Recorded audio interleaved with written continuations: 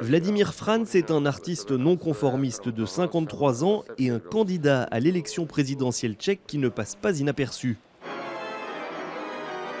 Derrière ses tatouages, celui qu'on surnomme Avatar est avant tout un grand musicien. Auteur-compositeur, Vladimir Frantz enseigne à l'Académie des Beaux-Arts musicaux de Prague.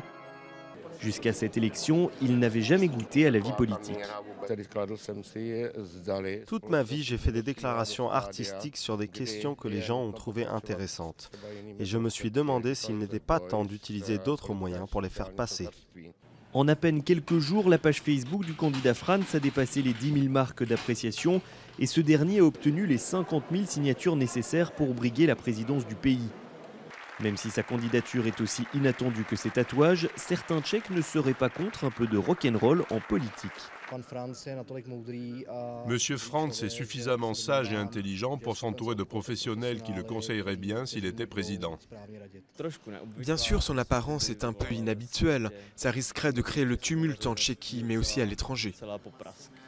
Frantz ne se revendique ni de gauche ni de droite. Son programme électoral se résume en 3 mots, éducation, tolérance et culture. Hasard du calendrier, la veille du premier tour, il présente à l'Opéra national de Prague son adaptation du roman La guerre des salamandres. Sur scène, des personnages aussi déjantés que l'auteur-compositeur en personne. Reste à savoir si cette différence portera ses fruits dans les urnes. Je ne considère mes tatouages ni comme un handicap, ni comme une plus-value.